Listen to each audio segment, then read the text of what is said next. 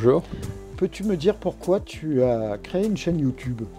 Ah, oui, c'est une vraie question, parce qu'en réalité, moi, je suis complètement ignare en informatique et j'ai même pas de compte Facebook.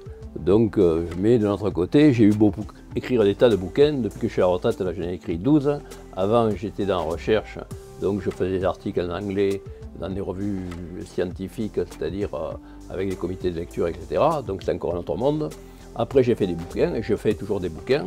Mais par contre, je me suis dit, quand même, actuellement, beaucoup d'informations passent par les réseaux sociaux. Donc il faut quand même accepter la règle du jeu. Oui. Et donc je me suis mis à faire d'abord un site internet et puis maintenant une chaîne YouTube. Bon, je ne suis pas très doué là-dedans parce que je ne suis pas un influenceur, etc. Je ne suis pas dans le vent. Mais par contre, j'essaie au contraire de faire l'inverse. C'est-à-dire que sur les réseaux sociaux, il y a des tas de conneries. Il y a des tas de gens qui n'ont pas de compétences particulières ni de diplôme et qui racontent des bobards ou qui racontent ce qu'ils pensent eux. Et s'ils sont convaincants, ben, tout le monde le croit, le prend pour une chose sérieuse. Moi, j'ai une doctorat de sciences, j'ai passé 40 ans à étudier les animaux dans la nature, ensuite les animaux domestiques, donc j'essaie d'amener des informations fiables. Et ça, c'est, à mon avis, sur Internet, c'est rarissime. Bon, je ne sais pas si tout le monde s'en rend compte, ça m'étonnerait, parce que les gens zappent un peu, c'est un peu la consommation sur Internet, oui. Ils veulent tout en très peu de temps. Mais j'essaye, moi, de faire des trucs résumés, et on peut toujours, après, aller dans les bouquins. Mais, alors moi, évidemment, j'ai aucune visée commerciale, tout ça, je le fais gratuitement, évidemment.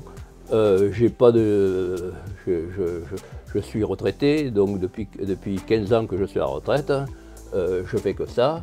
Pourquoi? Parce que je pense que j'ai accumulé plein de connaissances et que c'est la moindre des choses. Les gens qui ne me connaissent pas ont quand même par leurs impôts permis que j'aille dans des tas de pays. J'ai fait la moitié des pays du monde, j'ai étudié une vingtaine d'oiseaux et de mammifères. Et donc j'essaie de le rendre, non seulement par mon travail avant, dans les publications scientifiques, mais maintenant en vulgarisation, c'est-à-dire d'une manière expliquée simplement pour que tout le monde comprenne. Alors, je connais plein de choses, donc, mais me suis beaucoup centré sur cette chaîne, sur les chiens et les loups, parce que d'abord c'est ma passion en ce moment, depuis que je suis à la retraite, je me suis vraiment spécialisé là-dessus, et puis d'autre part, parce qu'il y a beaucoup de bêtises qui sont racontées là-dessus. Par exemple, il y a encore des gens, des éducateurs canins en plus, c'est le métier, qui vous racontent que les chiens sont complètement une espèce différente du loup, ça n'a rien à voir. Il faudrait se renseigner, hein, parce qu'en réalité, le chien et le loup, génétiquement, par l'ADN, c'est très très proche. C'est 20 fois plus proche que de l'espèce la plus proche du loup, c'est-à-dire par exemple le coyote.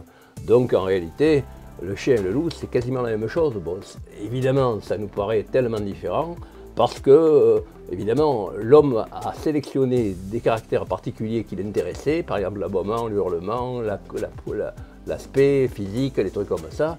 Donc on a l'impression que c'est complètement deux choses qui n'ont rien à voir. Mais en réalité, c'est la même espèce. Il y a même d'ailleurs, aux États-Unis en particulier, il y a des systématiciens, c'est-à-dire des gens qui s'occupent de classification animale, qui disent qu'il n'y a pas besoin d'avoir un nom spécial. Normalement, on donne un nom de sous-espèce au chien pour le différencier du loup, le Canis lupus et Canis domesticus, ou Canis lupus domesticus. Mais en tout cas, il y a des Américains, des spécialistes américains qui disent non, c'est la même chose, le loup et le chien, c'est la même chose. Donc, en tout cas, on peut discuter à perte de vue, c'est pas important, c'est des discussions de spécialistes, mais par contre, ce qui est de sûr, c'est qu'ils sont très proches et qu'il faut arriver à entrer là-dedans. Alors j'ai essayé de faire par mon bouquin, le bouquin là, que je sors le 1er mars, qui s'appellera donc par une phrase de Jean La Fontaine qu'il utilise dans une fable, le chien, un loup rempli d'humanité. Donc voilà, je vais entrer dans le détail, mais déjà dans les vidéos que j'ai faites de quelques minutes pour rentrer dans le système internet, eh bien, je donne déjà quelques indications. Mais dans le bouquin, là, je donnerai évidemment beaucoup plus d'informations. Donc, c'est un peu l'initiation à des bouquins pour les gens qui veulent aller vite et qui n'ont pas le temps. Voilà.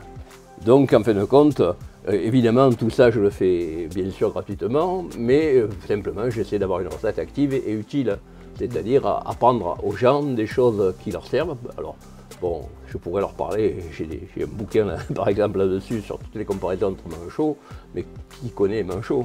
Par contre, quand je parle de chien, là tout le monde le connaît. Bien et sûr, donc je me sers du chien pour expliquer des tas de choses, l'écologie scientifique, c'est-à-dire vraiment la relation entre l'animal et son milieu, l'éthologie, c'est-à-dire la science du comportement animal, et l'évolution, c'est-à-dire comment on passe d'un animal à l'autre. Et si on n'a pas les bases, eh bien, on ne comprend pas. Et donc on en arrive après à dire non, non, le chien, ça n'a rien à voir avec le loup. Bon, on dit des bêtises. Ou alors, il y a actuellement le débat sur la gestion du loup en France.